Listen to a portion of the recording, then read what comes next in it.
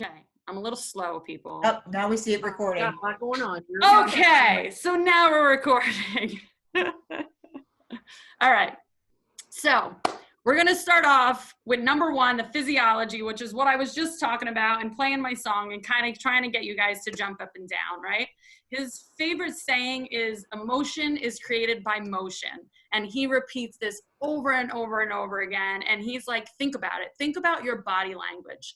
You know, your body language literally sends signals to your brain and everyone who's in the room with you that can see your body language about how you're feeling, what's going on in your minds, right? Like, I am the worst at rolling my eyes at people. So sometimes people know what I'm thinking just way too easily, right? I wear my emotions on my sleeve. I am a typical New Yorker, like, you know what I'm thinking, whether you like it or not, that's the way it is. But what was amazing to me was he was literally talking about posture. And can you guys see me and the screen or just the screen? Both. Okay. So just so you can see me and I can like demonstrate this, he literally was like, stand up in your peak state. Like, what makes you feel like you're in a dominant state? Like, you feel good right now. And he's literally like, you know, you got your shoulders back, tits out for lack of a better word. And like, you're feeling good. But he's like, literally feel that posture and then put your fingers right here on your chest, and everybody, even if you're seated, just kind of sit up straight. Put your fingers right here on your chest, and then slowly start to like slump. And the amazing thing is, go back into like what feels good, and then you slowly slump. And it's literally, it takes like 2 millimeters, and that feeling of like, yeah, I'm a badass, look at me, completely goes away when you just do this. So your posture, your body language is literally giving away so much, and it's affecting how you're thinking, right, in your brain. So I love you, Mia. Thank you. I mean, he literally talks about a study where they took patients that were depressed, and the only thing that they did was make them stand in front of a mirror and smile for 10 minutes a day. And all they had to do was stand in front of that mirror and smile, looking at themselves in the mirror for 10 minutes a day.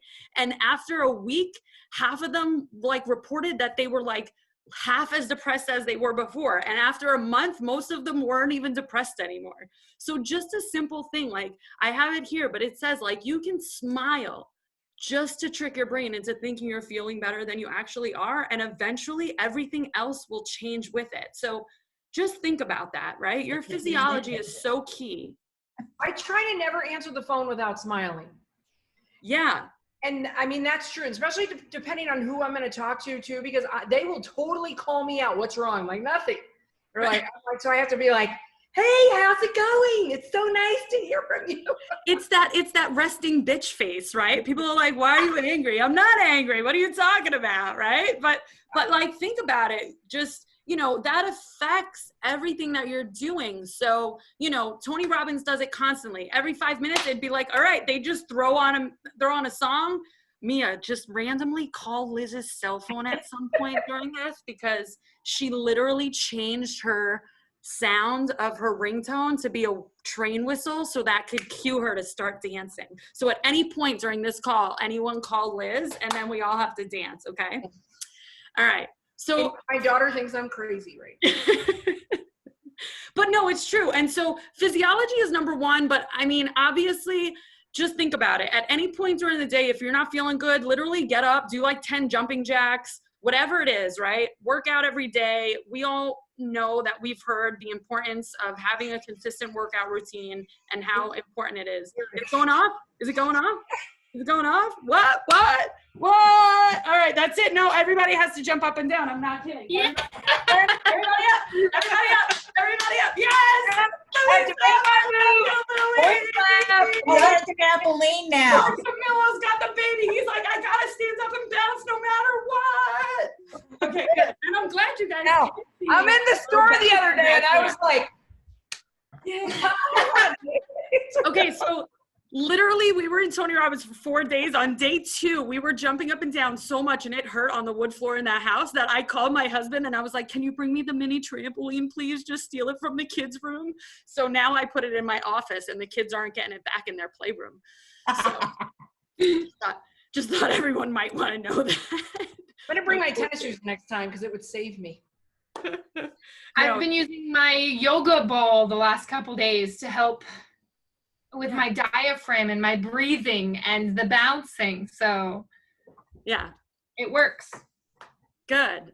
So, all right, next slide is focus. All right, guys. So hopefully that changed on your end. Yes, it did. Again, one of my favorite sayings that Tony talks about all the time is where focus goes, energy flows. And it's literally, what are you focusing on right now? What you have to make clear, concise goals for what you want for your future, right? Do not be indecisive about things. Focus on the things you want, right? That you're working towards. Don't focus on things that hold you back, and don't focus on things that you don't want to become. Okay. So focus on what you want, because when you say something to yourself, like, well, I want to do a better job than my mom, right? Like, I want to be a better mom than my mom was. I won't do that same shit she did. Like, when you tell your brain, like, don't do that.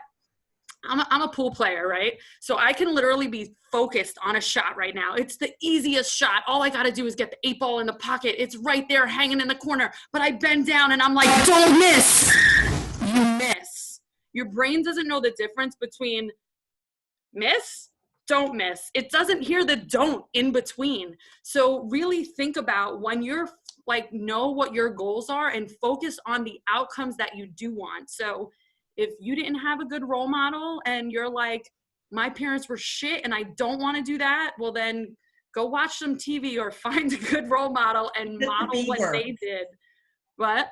Leave it to Beaver. Leave it to Beaver. Yeah, I don't care. Find a show, find something, but focus on what you do want, right? Yeah. So, I mean, it will give you clarity, makes your goals, your dreams, everything that much more in reach when you can really focus on what you want. And I mean, I didn't put it in here specifically, but visualizations become so important. So if you can get a clear focus on what you want and visualize those things, that will make it so much easier to attain your goals. And then again, just what state are you in right now, right? Like, to be depressed, he literally talks about physiology. He did an experiment with one of the girls in the audience, or I think it was a video, right, Liz, that she said she was like pretty much suicidal. Like, she was so depressed. And he literally asked her, okay, show me what depression looks like. Now that sounds silly, but again, it was like, she had to like think about. And he's like, tell me, what do you focus on? What do you think about when you're depressed? What's going on? And you see her change, push her head down, tears come in her eyes. Like, she was so distraught. And I mean, in her case, she had just lost a baby, but she said, I don't even know if I want a baby. Just my husband really wants one. And he's like, yeah, thinking that shit, you're going to be depressed. You know what I mean? But it's like, what are you focusing on? What's going on up here that's like not in alignment and not making you feel good? So I don't know if that example helps, but it was really powerful to watch.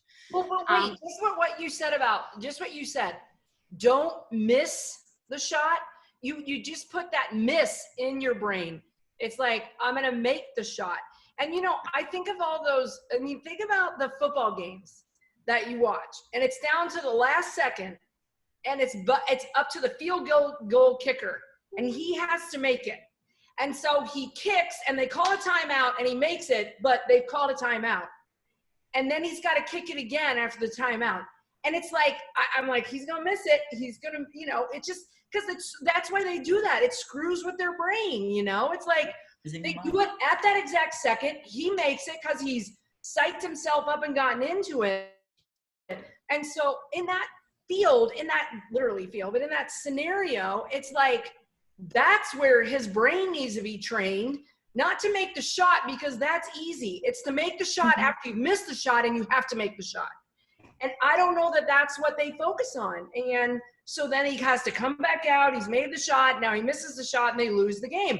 And it happens so often that it's a mind, it's just because it's a mind F, you know? They're like, oh, I made it. Now they called the timeout. Now I got to go out and do it again. I got to build up my stamina and all that. Yeah. So I think that's interesting if they changed his focus. Yeah, it's definitely focused, because 9 times out of 10, if I miss a shot, especially an easy shot, when I'm playing pool, it's because I said, don't miss, or something stupid in my head. And the days where I play well, or like I win a tournament or come really far in a tournament, I literally have like these mantras in my head where I'm saying like, aim small, miss small, see the ball, hit the ball, like all these positive things, rather than, oh shit, don't miss. You know, you don't want to F this one up, don't miss, you know, like it's crazy that if you think about it afterwards, you know, dang it, that's what I was focused on. That's what I was thinking about at that moment. Yeah, I read a parenting book, and this said, like, when you tell your kids don't do this, you're already putting the idea in their head, so they do it. They don't hear the word don't. Well, in general, like the idea of being, like, what was it? The one, oh crap, the lady who, a nun that died a while back ago now, tiny little wearing Mother the white. Teresa? Mother Teresa, thank you, yes. She would sit there and talk about how she would be invited to different kinds of protests. And it was like, I don't want to go to something that's against something. I want to go to something that's for something. So, and you know, in the positive, you know, perspective, like, you know, I want to be there for supporting something, you know, positive. As opposed to, I'm against so-and-so. I'm against gun violence. I'm against this. Don't go to things that are against whatever. Promote and support things that are for something, again, in a positive way. Just twisting it to just the affirmation aspect. Yeah. And that's exactly where we're headed tonight, and exactly what I wanted to touch base with everyone, because that is actually what hit me, Elda. Like what you said, that's what got me thinking about why having certain like limiting beliefs and the language that you speak is so important. It wasn't the things that I would say to myself, you know, it wasn't the things that I would say that would be like, oh, Marie, why'd you do that? Like, that was stupid. What'd you make that decision for? It was me telling my kids, you know, don't spill that. And they spill it. Don't don't do that. So, and then all of a sudden you're like, oh my goodness, what am I teaching my kids? Right. And that became like really powerful to me when I, you know, especially, like I said, I've done Tony Robbins, but he'll tell you like repetition is the mother of all skill. You got to hear it a few times before it really sticks. It's and the same as working out. You work a muscle to work out. It's no different than our brain. You can't do one and done and think, I heard it, therefore I know, therefore I'm good. Yeah. And so, you know, so for me, out of all three things that he says affects your state. So again, physiology, right? You're not feeling good, get up, move, do some jumping jacks, whatever it is. 2, change what you're focusing on. And 3, it's that language. It's how are you speaking to yourself and to the people around you? Like literally, a lot of what's on my PowerPoint today, I was like going on the Tony Robbins website and looking at all of his things, and I'm like cutting and pasting and putting everything on here for you guys. But I love this because this big bold letters says, change your words, change your life. And I was like, that's so powerful. You know, you speak to yourself internally and out loud.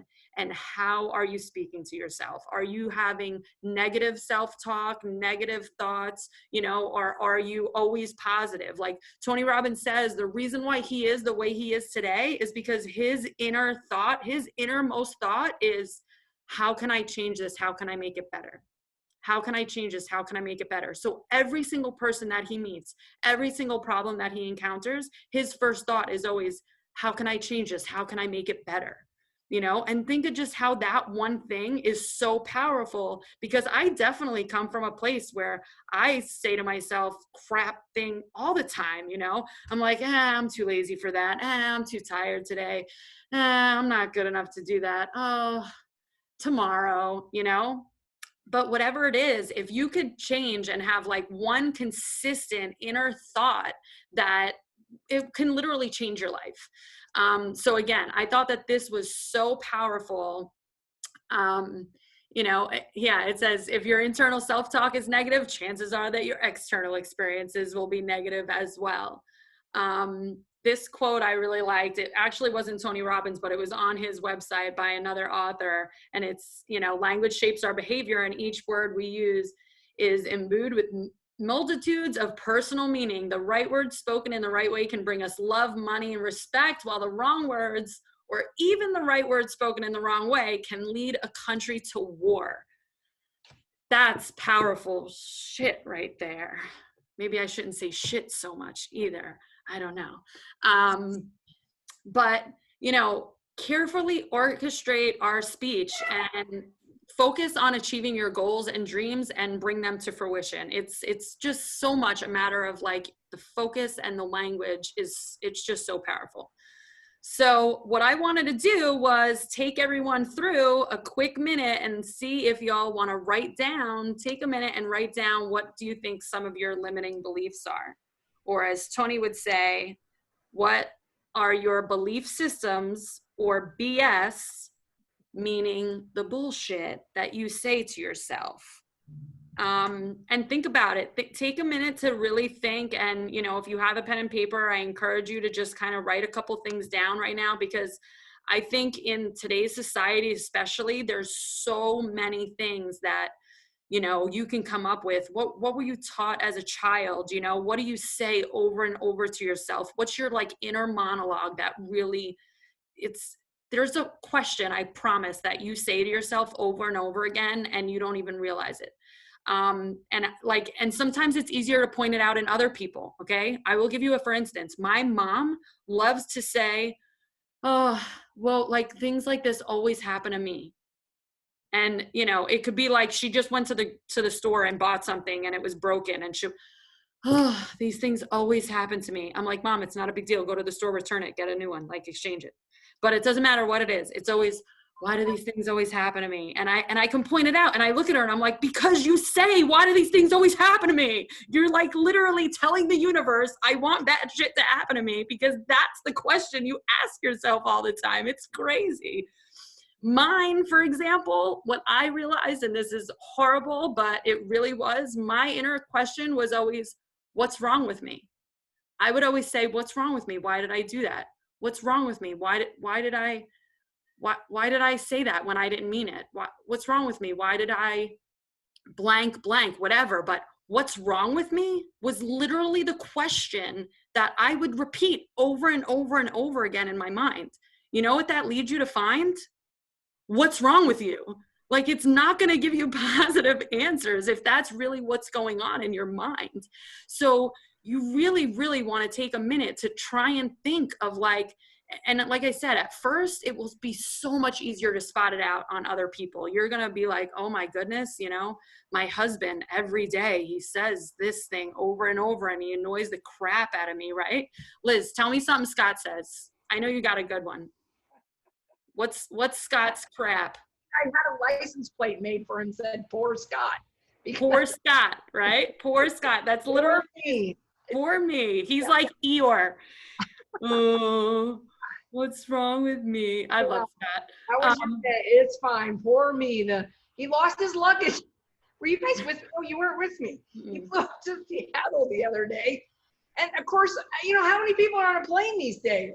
And he lost his luggage. And he's like, of course they lost my luggage. And I was like, oi, oi, oi.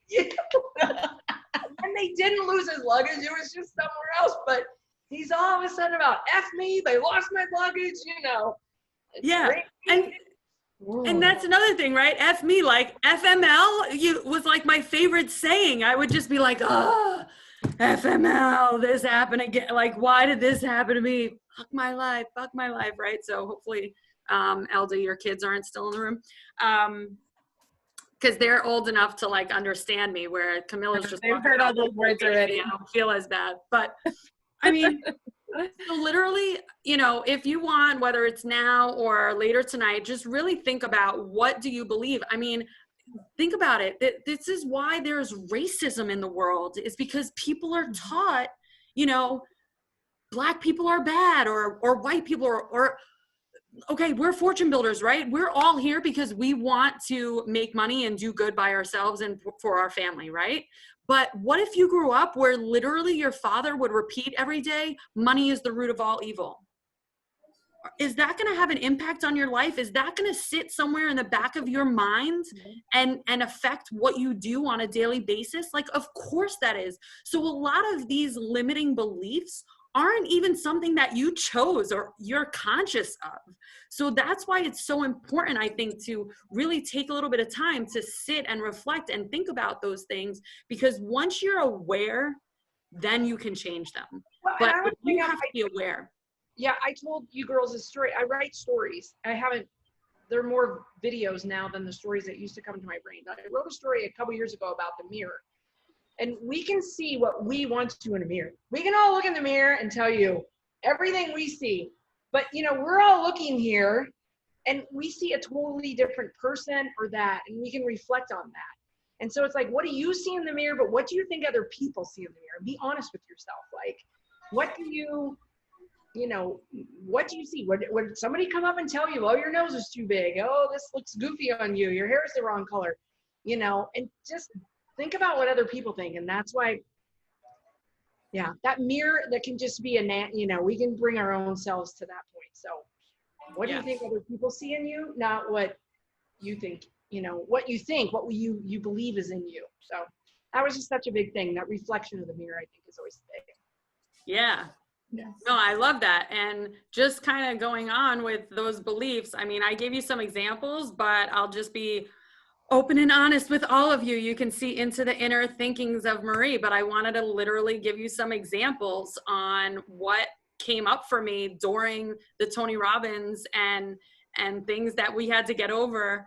And I don't know, Liz, should we show them the exercise on how to change it? Well, but I wish, why didn't we record it? We were so worried about ourselves. Again, it was that limiting belief. Okay, so you want to say, we had to break a board. And when I got a board because I was part of the program. So I went to Lowe's to buy more boards, and they didn't have the right boards that either weren't going to be too thick, although now I know we could have done it. But I bought half-inch drywall instead because I didn't want anybody to get hurt, because the other thing was plywood. And so we had to break it. And it was just, they were pumping you in the background, but, it was scary. And I've done it before. And even though I've done it before, you don't want to be the one not to break it or hurt your hand or do whatever. And I will say, if you together be breaking boards or drywall. Right? Yeah, and if you ever get the opportunity in the future when Unleash the Power comes back and it's a live event, you actually get to walk on fire. And so it's an amazing, amazing experience when he gets 10,000 people. Wendy, he gets every single person. And I've literally, the first time I did, actually both times that I walked on fire was at the event in New Jersey. So they literally got almost 8,000, I think was the first one, and 10,000 was the second one that I was at, to walk across coals of fire. They literally had, I think, about 60 lanes of fire that they put out in the parking lot and got every single person. And it's crazy how you want to do it, because you want to get rid of that belief that, and so on those boards we wrote, and if you've been in any of the Fortune Builders mindset stuff, and they do that in there, and you get to write on there, and on one side what your limiting belief is, and on the other side what you're going to break through too. And it was empowering us. In fact, Mia wasn't there the night we broke the board. She came a little bit later, but on Sunday night, she's like, I want to break my board. I want to break my board. I want to break my board. So we wrote it on there, we set it up, and we had her break her board. And the videos of some of these people breaking the boards, there was this one woman, I mean, you could see the terror in her eyes. Because, I mean, we were all together, but this woman was alone. A lot of people, did do it individually. She was alone. And she was just demoralized. I mean, she just was, and she's like, I'm going to do this. I'm going to do it. I feel safe in this room. I'm going to do it. I'm going to do it. I'm going to do it. And she did it. And I mean, in the end, she had like 2,000-3,000 people, likes and messages, and because it was so inspiring watching her stress. You could see every single thing, feeling, everything on her body. She showed her board. I'm too fat. I'm too ugly. I'm not enough. I can't do this. On the backside, I am enough. I can do this. And she put it down. She practiced. She broke through it. I mean, she was just crazy ecstatic. So good. Yeah. And so, like I said, it's just an amazing, amazing couple of days, because literally, like I said, there's no places where it gets bored, it gets quiet, and then all of a sudden you hear this again, where they're just like, let's go, time to jump, everybody up and down, get out of your seat.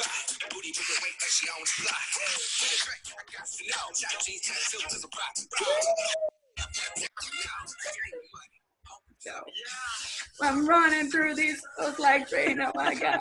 And the funny thing is, I can do it from my seat, and it still gets me excited. I'm not even up and down. I'm a great chair dancer. I know. But the thing is, if you were sitting and they showed you, you had to get up because they'd be like, get up on there. Yeah. So they literally, it was like big, it was a big Zoom call, and they would put certain people up on the board so everyone could see into their house and see what they were doing. So he would be like, get your booty off the couch, you know, Elizabeth Quinn. Like, they would read your name and be like, let's go. So, it was great. He did a really good job of trying to take the live event and bring it into your home. So I'm so grateful for you, Liz, because I didn't pay for the ticket. Liz did, and we just paid at my rental and did it together. But yeah, so just kind of going on with these beliefs, this is the list that I came up with, okay? Literally, fighting with stupid things. I'm not enough. I'm not a morning person. I have a fear of failure. But then at the same time, I'm like, if I'm too successful, people won't like me. It's not good to have a fear of failure and have a fear of success, by the way. It really messes with you. And then my last one, which was really powerful for me, just kind of embracing it and realizing it, was part of me says, if I change and grow too much, Chris, who's my husband, for all of you that don't know, that Chris and I will grow apart and we won't love each other anymore. So that was a tough one. Like, owning up to that and writing that down is powerful, you know, and then thinking through them. And then he's like, okay, now how do you change this? This is a BS, right? This is an old belief system. Let's change it. Let's not only reword it, but make it powerful, right? So I am more than enough, right? I am an excited morning person. Like, I'm going to jump out of the bed, ready to go. Failure is not an option. Where there's a will, there's a way. Like, all of these things I had written down. You know, with success, I can have a bigger impact to my family and friends and contribute to the valley here and the world. As I change and grow, I can teach my crazy husband. So Chris can grow and we can have a deeper connection with more love, become better parents, lovers, friends. Like, you really have to think about these limiting beliefs and how you can literally turn it on its side just like that and be like, no more. I'm not going to have this belief anymore. It has to change, because if it doesn't, and he walked us through another very crazy emotional exercise where it's kind of like the Christmas Carol movie. Everybody know the Christmas Carol, the ghost of Christmas past, present, and future. And he's like, take all of these negative beliefs that you have, all these limiting beliefs, and see yourself 5 years from now and you haven't changed. You haven't done anything. 10 years from now, you haven't changed. You haven't done anything. Double your pain, double your anxiety, double your stress level. 20 years from now, what does your life look like if you continue to hold these bullshit beliefs and not let yourself change? And so this very powerful exercise, which I'm kind of laughing because this is when our guests came and they hadn't been there for 3 days jumping up and down with us, and they were not in a peak state. So they're like, y'all crazy people joined a cult. You're drinking the Kool-Aid and you're performing an exorcism right now, because he's like, everyone close your eyes. They even provided like those sleep masks, right, Liz? But again, Liz was the only one signed up. So there's one sleep mask in there, but there's 4 of us in the room. And then 2 friends decided to come in right as he's explaining this process. And he's like, literally put your sleep mask on so that you're not distracted by anything, any sound, like anyone. And he's like, close your eyes and just imagine your life in 5 years and how miserable you're gonna be. Make the sound that you're gonna make in 5 years with all that misery and anger in your life. And you're like, ugh. And he's like, and 10 years from now, double your pain, double your anger, double your anxiety. And I'm literally like, ah! Yeah, these poor people were like, what the hell did I just walk into? What is going on? I literally told them, I was like, do not go where I was just standing, because I swear to you, the floor underneath me had like snot, tears, spit. I was like, he keeps you with this like going on for like 10 minutes. Do you know how angry and sad and depressed you can get in 10 minutes of literally like, now make it stronger. He's like, be more angry. But don't change. Don't change. 20 years from now, what do you feel? Hold on to all that bullshit. And you're like, ugh. Okay. And then, what does he do after that, Marie? He leaves you in this puddle of... I'm sweating. Hold on. I have to jump in. Okay, I have to get in a better state. That was a sad, sad place I just went. Okay. So, I mean, then he literally like breaks you of this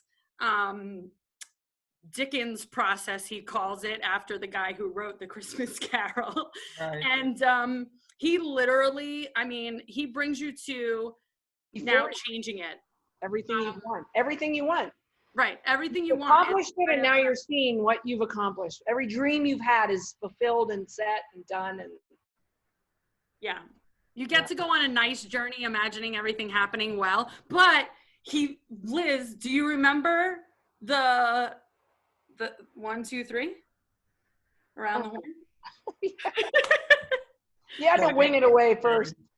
So Tony Robbins is all about the easiest way to break any habit is to interrupt your pattern. You have a pattern that causes you to like go to the gym every morning at 5 a.m. like Liz, or you have a pattern that makes you sit on the couch and want to eat bonbons and be sad, right?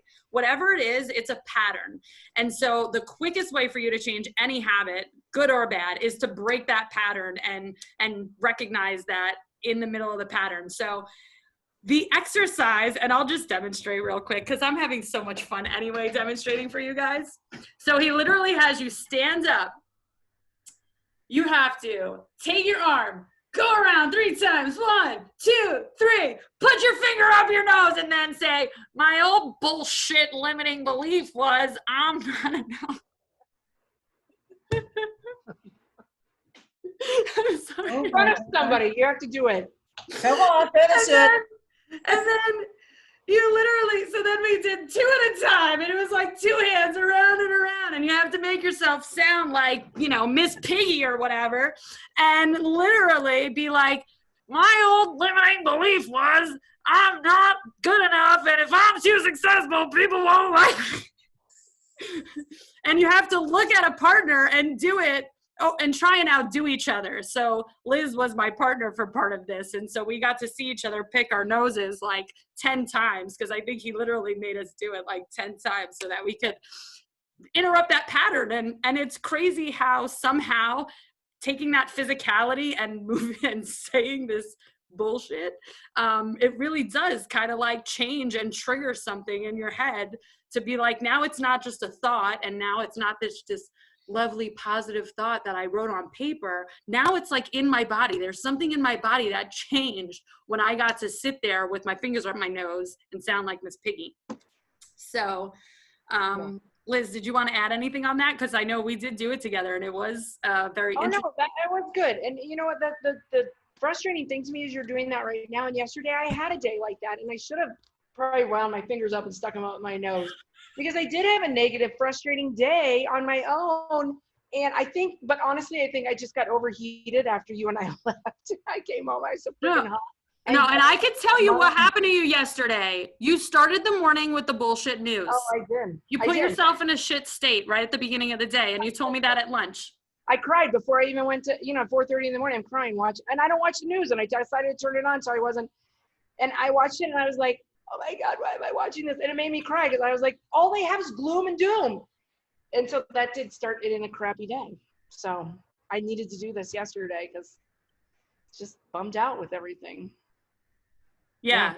So Kim, I highly encourage you to look at Ricardo later and tell him that you're going to write down at least 2 or 3 beliefs that are complete bullshit and empowering beliefs. But one way that you're going to break it is the 2 of you have to look at each other and you have to roll your arm around 3 times, stick your finger up your nose and say, this is bullshit. Yeah. So, well, at least I know how many thousands of people will understand that. Yeah, if you're ever out, if we ever do it. Hearing because your train just went off, you're doing your pose, you're laughing at someone, and you're spinning your arm around. At least I know a couple people have attested that this is a Tony Robbins thing. Like you can be like, woo, Tony, go, baby. Yes. Yeah, I mean, and one of the things that he spoke about was that when he started off in his career, he was doing a live seminar at a hotel that happened to be close to a train. And the train would go by and you'd hear the train whistle every like hour and a half, and everyone in the room would start to get upset because the train was so loud they couldn't hear him. Everything had to stop. People were like getting frustrated. And he was like, how am I going to, we can't let this train interrupt everything that I'm trying to teach them right now. And we're trying to put on music and get in a peak state. So this is bullshit. So what did he do? He told them, every single time you hear that train, you are going to act like a 3-year-old boy seeing a train for the first time and be like, oh my God, it's a train. And he's like, everyone has to get up and jump and dance and jump and get all excited. We're going to pretend we're counting the train cars as they go by. And then we're all going to just look at our neighbors and laugh until we sit back in our chair. For no reason, but just to change your state, right? And so I think that this is just such simple information when you hear it. It makes total sense, but if you've never heard it before, you just kind of live your life every day where you think the only thing that's going to relieve stress at the end of the day is to go grab that beer and that glass of wine and sit on the couch to relax. But if you think about it, you have so many options and opportunities to change, and you can do it in a heartbeat. Right? You don't have to rely on, I'm just going to watch and veg out and watch Netflix for 2 hours tonight because that's the only thing that's going to console me. Right? There's so many things that you can do. And the most powerful one is definitely the physiology. If at any point you're feeling even slightly depressed, geez, just get up and do 30 jumping jacks. Like just that alone, I promise, will make you feel better in that particular moment. But again, like he says, repetition is the mother of all skill, and implementing each one of these every day. So having a more consistent workout routine, change what you're focused on, and change the language and how you speak to yourselves and others. It's so, so important.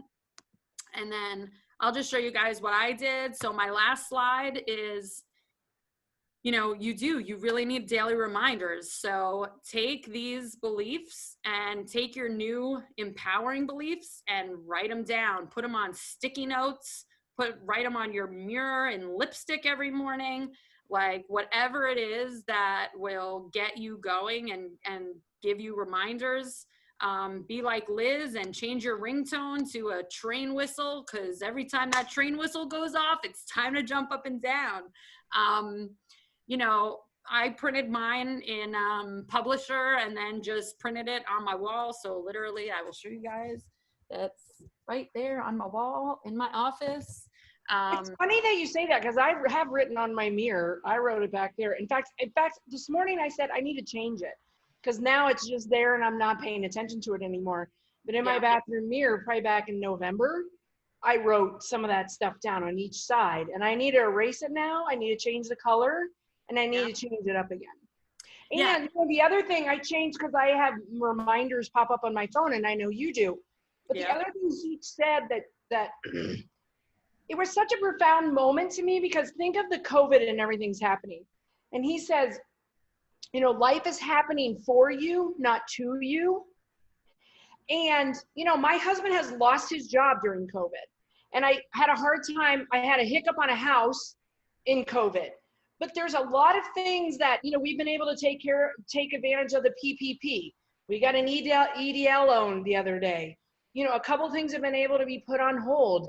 And I'm like, these would not happen if my husband lost his job and this house fell through on the first sale and then went through the next, if it wasn't happening everywhere, and I would really be in a state of suffering. Whereas now I'm like taking, this opportunity and saying, well, thank goodness COVID is happening in terms of I get to take an opportunity to have this opportunity and that, and have, this work for me. That was such a profound statement for me, because I was like, for me, we lost, and then I'm like, oh no, he lost, and I keep saying, your job is going to be 10 million times better. Somebody's going to be lucky enough to have you, and the other thing is right now he was working up in Portland. So 2 things about that. One, he came home before all this stuff went down and he was working out of the house, fortunately. But the second thing is Portland is a mess right now. And just today I was like, thank you that you are home, because I would be crazy if he was up in Portland.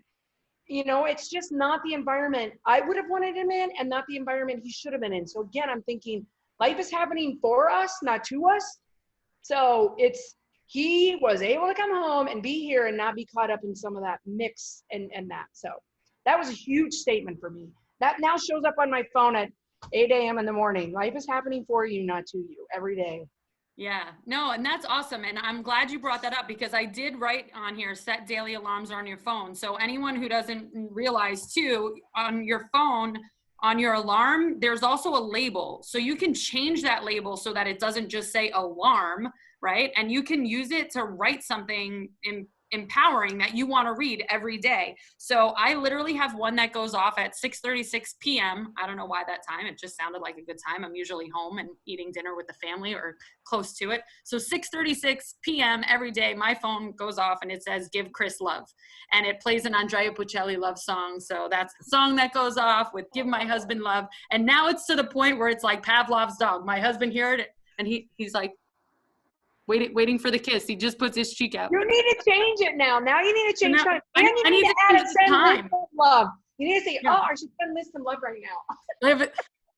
I give you enough love. I literally text her the other morning. I was doing like my morning meditation, and I think I was morning priming actually with Tony Robbins, and he talks about 3 things in life that you're grateful for. And then he's like, just for fun, let's think of a coincidence. Maybe you were driving, on your way to work and you met the love of your life, or you were doing this and you met your business partner, or you're doing that or whatever. And I told her, every time I hear him say that, she always comes in my head. And I'm like, Liz, you were my coincidence and I love you. I'm so grateful for you. A whole nother topic. They're God winks, but we'll talk about that later. No.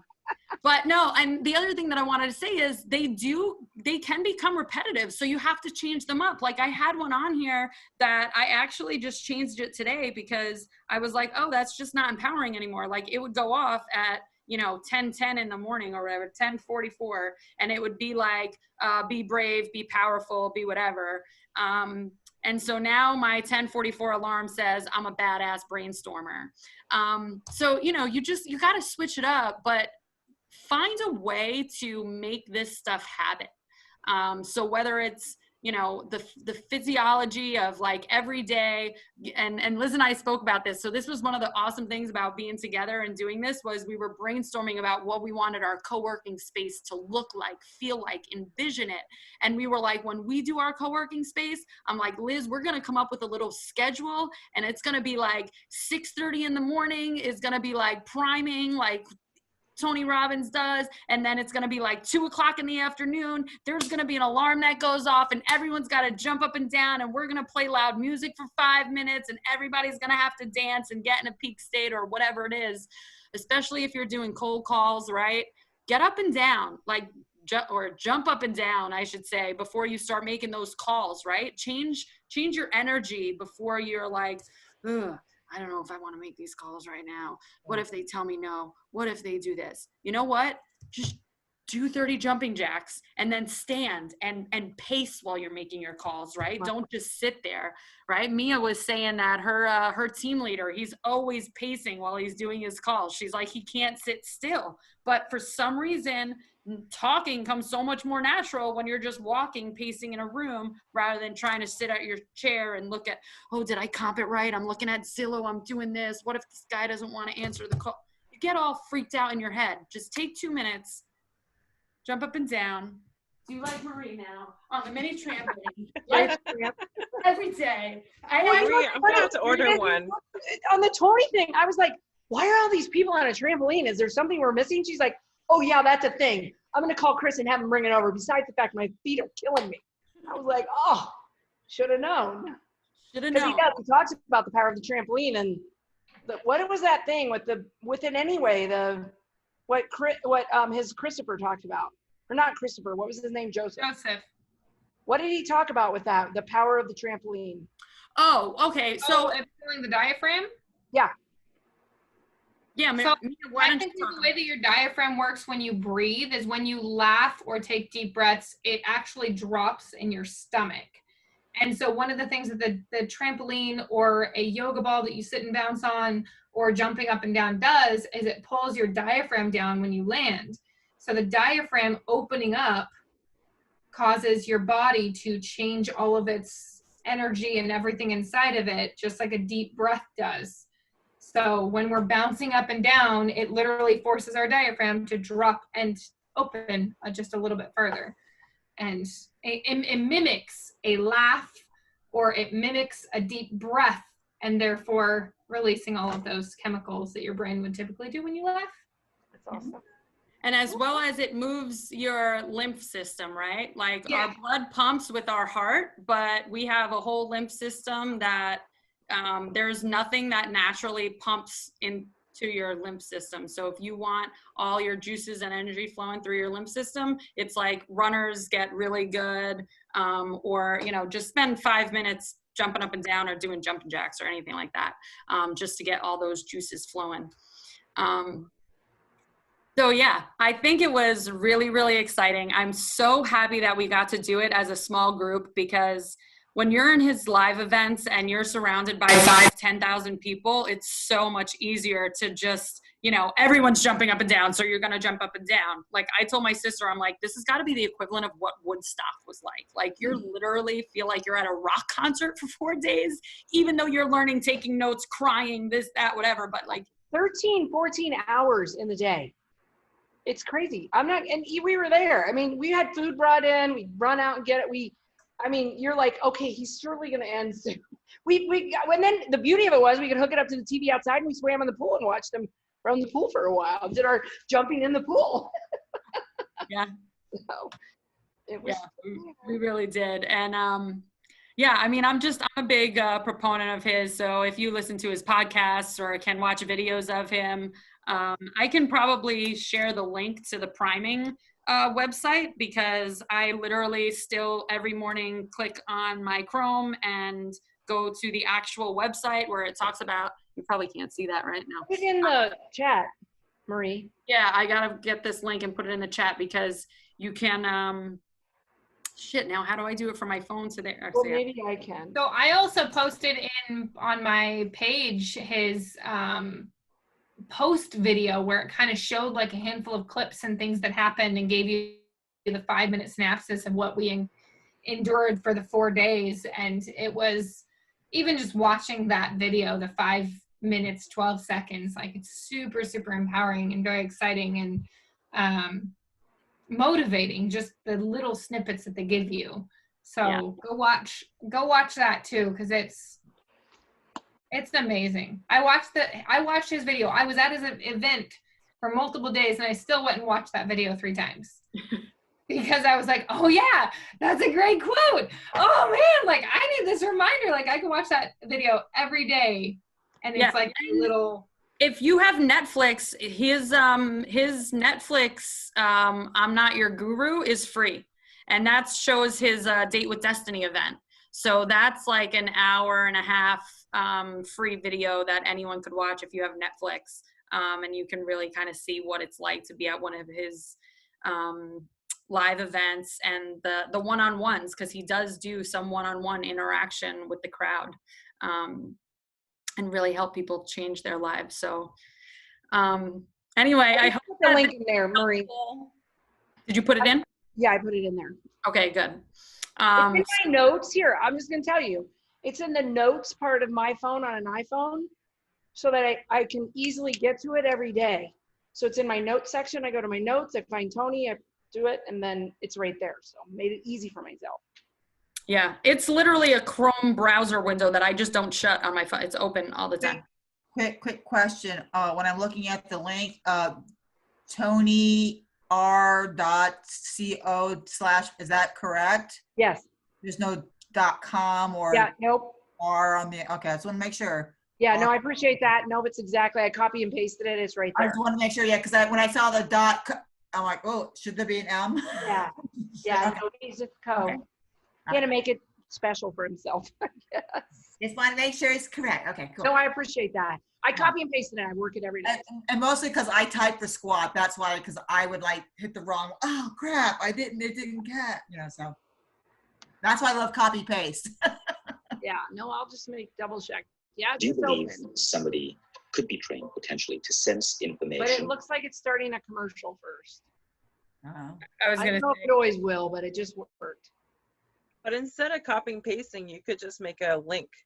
Yeah, I mean, that's what Shortcut. I did. Like I say, I put it in my, and I could, but I put it in my notes and I go out and meditate and then I hit it in my notes so that it just fires up. This is so cool. Thank you, guys.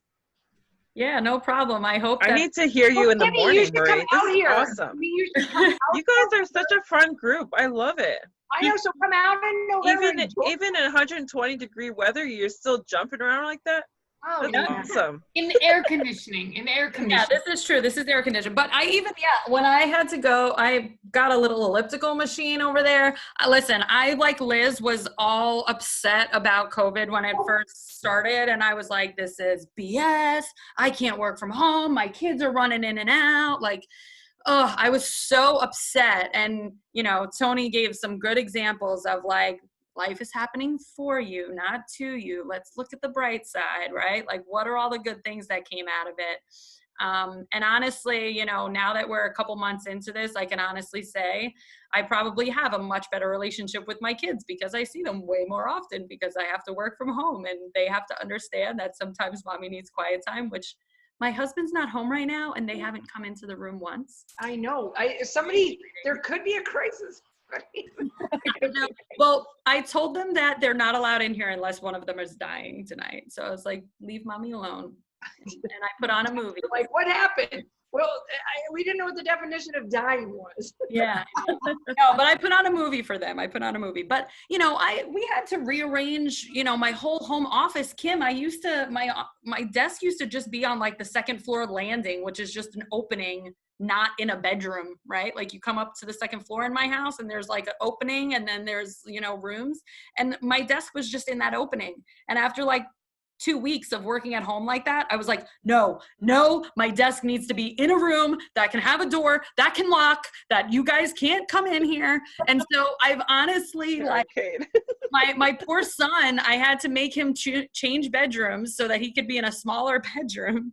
And I could take the big bedroom and put the spare bed in here for guests, but my desk fits in here. I have a yoga mat on the floor. Now I have their mini trampoline, so I stole that from them. And those poor kids. Oh no. It's okay. They come in here. So actually, the greatest part was after all this Tony Robbins stuff, we literally did circuit training the other morning. Okay. So my boys, I have an Alexa in this room, right? Hey Alexa, play dance music. Okay, so my boys will come in here, they'll turn Alexa on, and then we were setting the alarm on Alexa for 1 minute intervals, and we were literally taking turns from the elliptical to the mini trampoline, and then on the floor doing floor exercises. So the three of us had our 3 little stations, and every minute it was okay, rotate, minutes up, and then we get up and go. I know you said 3 minutes in, he's like, when are we done? Yeah, my 6-year-old was like, Mommy, I've been on the trampoline 3 times. That's 10 minutes already, isn't it? Am I done yet? But it's fun. Oh, too funny.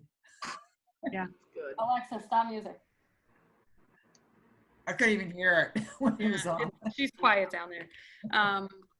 But no, thank you everybody for joining, especially you guys in the East Coast. I know it's late, but I hope that this was at least fun and a little inspiring for you guys and gives you just a little glimpse. You know, I might not be as energetic as Tony, but hopefully I kind of portrayed some of that today because I was really trying to express what it's like and just give you guys a taste. So, you know. Wait, I have a question for Anita. Are you in Cincinnati now? Yeah. And that's where you're doing your rehab, Cincinnati and Northern Kentucky, right? Because I'm from Columbus, and three of my nieces and nephews live down there because they went to Xavier and UC and University of Cincinnati. So how is it down there? How is your climate, your business, your stuff? I mean, I know Columbus was crazy busy. Yeah, it's things are flying off the shelf literally, and you put a rehab project up and it goes on market. If you did it right, it goes. Bless you. Trying to find, again, my focus is mostly about rentals. So that's what my focus is, and just trying to get, it's competitive because of the numbers, and some people have cheaper money or willing to pay more. And there are some people who don't know how to do numbers and they probably overpay. And then that's why I come across people who have done rehabs halfway and they run out of money or something goes on. But yeah, it's your Florida connection then. I officially live in Fort Lauderdale. My primary residence is in Fort Lauderdale. I've lived there. I'm a native Florida girl in general. My family, Cincinnati in that area then. Well, my family background comes from this part of Ohio. My uncle, before he passed, lived in Dayton, which is just an hour. Oh yeah, no, I know. I spent a lot of time. I come up here with my last name, which you see on the screen is only the short version, Blick. My last name is actually Blickensderfer. Oh. And Rick makes sure he says the whole name. Yeah, Blickensderfer. One of my best friends growing up was Beemensderfer. Well, very close. So up here, people they don't flinch when they see the Blickensderfer, very German name. They can spell it. Down in South Florida, oh my God, my students, when I was high school science teacher, where you would have so many Greek and Latin things that were so long and funky spelt that, the kids were like, oh my gosh, Miss B is so hot. Can we call you Miss B, Miss Blick? I'm like, no. There's worse things in science you have to say and spell that are not phonetic. If you just sound out my name, you can spell it. And it was a bonus question on all my quizzes and tests. And it became a question on one of my tests.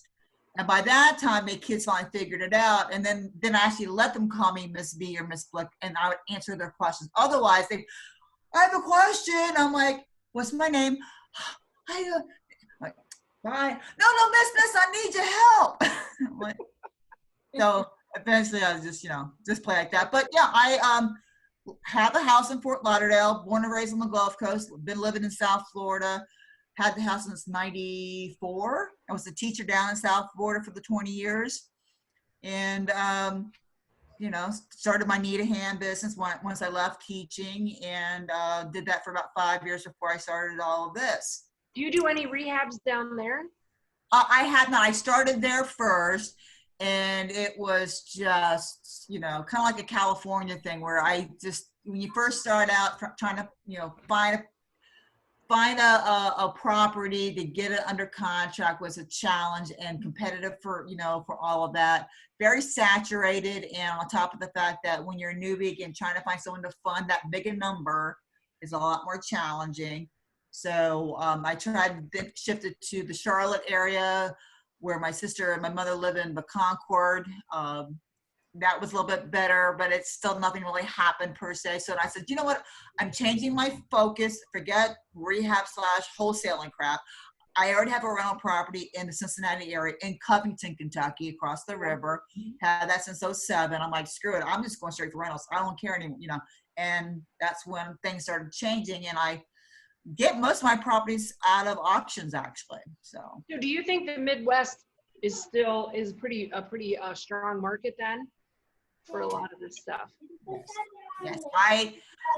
There was no delays on closings. It closed fairly quickly. In fact, the house I sold a while back ago here now actually wanted to close a week earlier, as opposed to later. The only thing virtual. So Marie and I have started to touch on that a little bit, and I know Kent or who's teaching it, Marie, and they're doing the virtual. Are you doing that? The virtual wholesaling or virtual buying? I haven't done a virtual wholesale or anything like that. I do talk to, and I go see properties and stuff there. When I've gone with my realtor to certain things, when there's been tenants in it, that sometimes we were, especially in the beginning of COVID, we weren't allowed to go. Or the person at the time, oh no, you can't come in, or something stupid, even though we got the okay to go. But we closed the title company in person. They gave options, like if you wanted to mask up or not, or, are you okay with, we're like, yeah, we're fine. I do a lot of virtual, like DocuSign stuff or other things, signing the contract when I'm, making an offer on a property, but that's been the case even before COVID. Right, but we're just looking more for like, I know the Midwest is strong, and there's, again, Phoenix is pretty saturated and it's pretty strong right now. And it's not that that's a problem, because there's so many people moving here and it's good, but finding a good deal is a little bit hard right now. Like the Southern California, like the Floridas, and like that. But, I don't know, but there is still some strong markets out there, especially in the But again, this getting to a point where pretty soon I see the idea that for what the ARV is going to be and how much what you really need to do to it to make it a nicer house after the, just to rehab what they're asking for. It's like there are times I still feel that people are overpaying for certain properties, and sometimes those other people just have cheaper money, or they're willing to, or they have cheaper labor, or they have a contact with a contractor that, whatever, than what I personally do right now. So that happens too. So, no, it's good to know. We're just going to research some cities back there and see. Definitely rental wise, if you're looking for rentals, this is definitely, Midwest is always the best place for rentals for sure. Because we have, as you know, like Columbus does, you have every spectrum of, you have your A all the way down to your D class type of single family homes or multi-families or whatever you're looking for. So you can find, your high end $400,000, $500,000 homes, but you can also find like a $50,000 home or less. See, and that's not out here.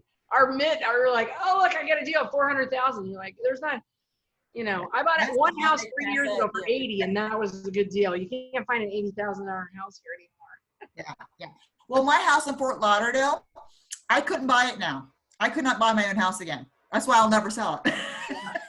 I have like at least 200,000 in equity, at least, if not more. And my Covington property, since I've had it for so long, I probably have at least 120 or so equity in that. That I'm just, and that's been rented out. It's rarely gone vacant.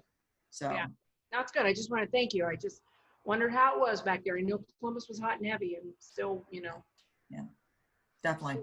So. Sure. Wait, I have another question then. Louis and Wendy, how is your house? It's feeling okay. It was going slow up until now, and I think I've got them doing a big push now. Lit a fire under them. For one thing, in the contract, in about 9 days, I think, 9 or 10 days, we start subtracting $100 a day from their last payment. Oh, good. Well, good. That's really good. That's a good enactment. And I know, and I'm asking that because this is your first one, and you put up a beautiful picture of the kitchen the other day, and we haven't seen anything else. And Louise, as long as you're not sticking your finger in any holes, then it's probably good. So. No, they plugged up all the holes. Okay, good. Good. Well, we're excited. I don't know if I can come next Wednesday because my book club, but I'll come by and see it at another time. I'll hit you guys up. Yeah, just let us know, whenever you want to stop by. I mean, we would like to go ahead and we wanted to have you guys earlier, but it is a small house and there's just a lot of crap everywhere. I just didn't feel like it would just be difficult, to get everybody in there and tripping over things and. Is there air conditioning yet? Yes. Okay, that's what we care about. Right. Yeah. Hopefully. And then sweet. The what? So then I have a question for Susan. Have you found anything in Tucson yet? I found a couple things, made offers, but didn't pan out. So still working at it. It's slow when I can't get there and see things. And are you doing it all virtually? I am, yeah. It all virtual. I am working with. I took on coaching with Craig Barton. And I've been working with him a lot. Okay. Is he helping you as like boots on the ground there? Yes, he is. He offered to go look at anything for me that I needed eyes on. He offered to take care of that for me. And will he help you with contractors and stuff? Yeah, he offered that as well. Okay, good. Because that was going to be my next question. How would you do that? I'm trying to mainly do wholesaling right now, so I'm not going to run into too much issues with the contractors and stuff. But yeah. How are you looking for your leads? I've been doing some direct mail to try and get some pre-foreclosures. Obviously, the mind protein stuff that we teach, but that's about all I can do right now until I can do, driving for dollars or door knocking or things like that. Well, let us know when you're here because Maria and I can take a road trip down there maybe. I'd love to come see you guys too. Sounds like fun. Especially from my house. I'm practically, like Liz says, she thinks I'm in North Tucson because I'm in Ahwatukee. So far south as you can get. So far. I mean, Phoenix. It's an hour away from each other. So that's awesome. So Elda, you sold your house? Yeah, we sold ours. We're looking for another deal right now, but it's hard. Like the inventory is really low right now. Yeah, I know it's tough. It'll come though, you guys. The thing is, unfortunately and fortunately, COVID's going to have an effect. And it's not going to be right now, but we're going to see it down the road. And hopefully, I mean, the thing is, it's, again, putting in the mindset of helping people, here to help people and not take advantage of the people. But landlords are going to be, stuck. If, now we just in Arizona, Ducey extended the tenants' rights out to, I think, October. So, I mean, if there's tenants not paying and they're in homes and the landlords not being able to get some rent assistance or some mortgage delay or something, there's going to be some issues coming up. So we kind of have to hold tight. And it's just being in that mindset of how can we help people, not be like, oh my gosh, there's so many things. What can I do? It's like, how can, what are the best deals to help people in there, I think, are going to come down. And so it's like getting ready, just priming, being ready, and then having, what I think now too, I think that the thing with that is kind of niching it. Like, what do you think your price range wants to be? What kind of homes? What do you think you want to do?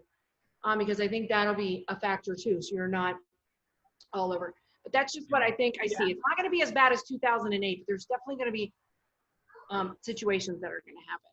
Yeah, have you guys ever done seller financing? Oh, sorry, go ahead. Yeah, we like the rehabs. I mean, we looked at a couple of houses for the past. A few of them in the past month, but the majority of them have been major foundation issues. Oh, yeah. And I mean, as far as the other repairs are no problem, but it's the foundations, and it's almost every single house that we get. Have you gotten those quoted at all?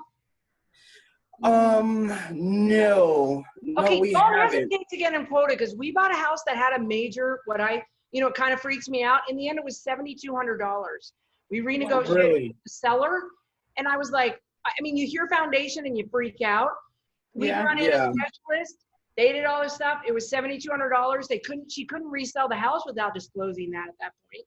So we exactly the price, and everything was fine. And it was just, what it was caused by the flood irrigation putting up against the foundation and causing the degrade of the foundation. Rebar, drilling it out, rebar in there, repouring it. It was done. I was like, nothing. Yeah, because I was ready to give it's Arizona. I believe it was Arizona. What was Foundations? It? No. Yeah, it's Arizona Foundation Solutions. But it was when they jack up the slab, and then they drill holes in it, and they pump concrete on the bottom of it to keep it from falling again. But I was hearing it was between a few thousand to even $100,000 for something like that. Oh my God! Well, that would be rare, tearing down the house. And I would have them. So I just looked it up. Arizona Foundation Solutions is who we used. Yeah, that's have them come out because, I mean, they know. and then it's just a whole renegotiation, but you could get a good deal on that kind of a situation. Because again, we don't have basements. I mean, you know, there's the fissures out here where the land's literally, that would be different, a fissure where it's like separated because of something versus just like ours literally was flood irrigation, and 50 years later, too much water saturating that foundation caused it. But it might be worth the money to have them come out. If you think the house is in a good area, the return on your investment could be good. Because yeah, actually, Mia was looking at that one for us, and that actually what stopped us from going forward on the contract is because of that foundation, and and then we found out there was black mold in the house. Yeah, there was black mold present, so that was that. Well, was it any okay? And so just again, as the devil's could any chance? I don't know what the value was, but tearing the whole house down and doing a rebuild. In the area, I don't know. Yeah, there wasn't enough. It was overpriced for what? Okay, well, just in that, then read it. Yeah, because they're gonna have an issue the whole time. So keep an eye on the house, because literally, if it comes down to the fact that okay, we're finally gonna get it, we bulldoze the whole thing, redo the foundation, and then they're gonna knock. What's funny is the house was entirely remodeled. Oh. So yeah, somebody had already priced it. Yeah, so it was totally remodeled. So we knew from the beginning something. They were trying to hide something. Yeah, something's happening here. And then finally, when we submitted the contract for it, they gave up the inspection report. And then when we went back out there, it's the foundation was really bad. I know. We got stuck with one of those with a plumbing issue on one of our houses, and it was like, oh, we could just do the whole house and forget the plumbing issue. Well, that wasn't the right thing to do. I mean, instead we ripped it all up. We ripped it up out to the sewer, and it was just the better thing to do. But that's the integrity part. Yeah. So, Mia, I'm just curious if you had your team meeting this week. What's any updates on the status of the market in general in Phoenix? I mean, I know we're still super low inventory. Mm-hmm. So this morning was funny because I was on 2 meetings at the same time with Marie Camerano and my team meeting at the same time. But we did have a market status, and we're still in the same situation where we have less than 6,000 single family residences available right now on our market, and it's killing us. We're begging people to list their houses at this point. Like, not because real estate agents want to sell a house, but because we want to give a house to our buyers. And when we talk integrity, go somewhere, Mia. We can't even do that for first-time home buyers or anybody under 350,000 because we don't have enough houses on the market for all of the buyers that are out there, and we're really, really, really struggling. So if you guys hear about anybody, even if they're not willing to invest with you, send them our way, get them listed. Like, I am looking for people who are ready to make that jump. And the thing is people can sell their house. This is the benefit right now. They can sell, whether they sell to an investor or sell on the market. They can literally sell their house and buy a house $50,000 above what they purchased their house for. And because of the interest rates, their monthly payment is almost the same. I know, but they got to be able to get the house too, because there, as you say, there's not the inventory. So yeah, but when you go up in price, it gets a little bit easier as you get a little bit higher every time. So I mean, up above 350,000, there's houses on the market. Well, I'm gonna have a house soon, so not soon, but a couple months. So start marketing mine. Yeah. So what about new builds, Mia? So do I need to just find some land and build some affordable housing? Yes. And idealistically, if you could get a property and get new builds built, our new build companies right now, I don't know if anybody knows anything, but the South Phoenix area is skyrocketing. There's over 43 new build communities in the South Phoenix area. So if you want to know where you should be building, don't tell Maria I just told you where we should be building. That's where it's at. There's so much going on with the 202 going in there and everything. There's so many new build communities that know that that's where it's at. That's where the land is at. That's where all the new build communities are coming in.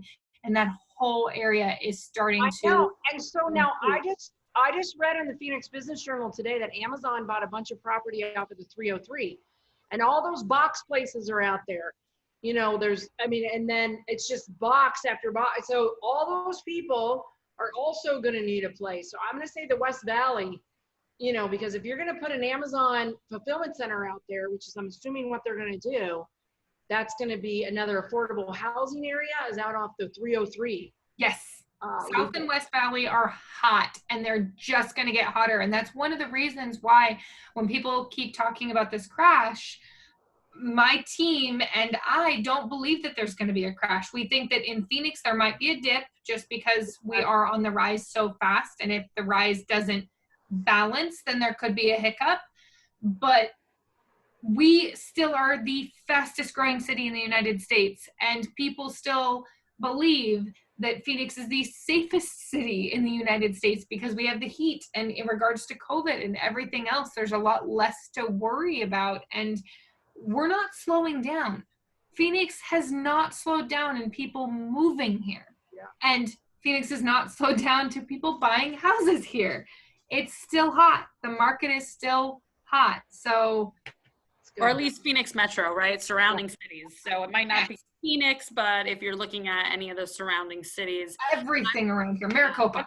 And I want to ask Janet real quick. Janet, how's your house? What's happening with your? They sold. House?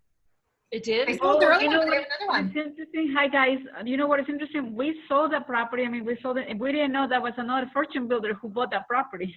Oh. So she wrote us. She sent us a message, and she said, "This is one of the cleanest property that I ever have seen." Was it somebody here in Phoenix? Yeah, this person, I think, but is she from Phoenix? When did you come here? I don't know exactly where she's at. Yeah, tell Stuart we want to see that handsome. Get him in there.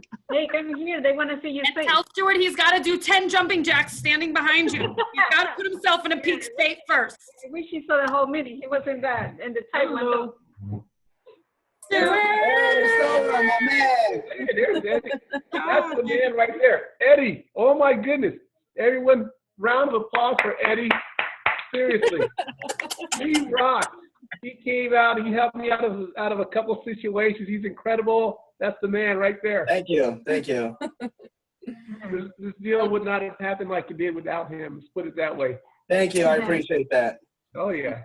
That reminds me, I got to write down the phone number before I forget. Yeah, write it down. In our group chat.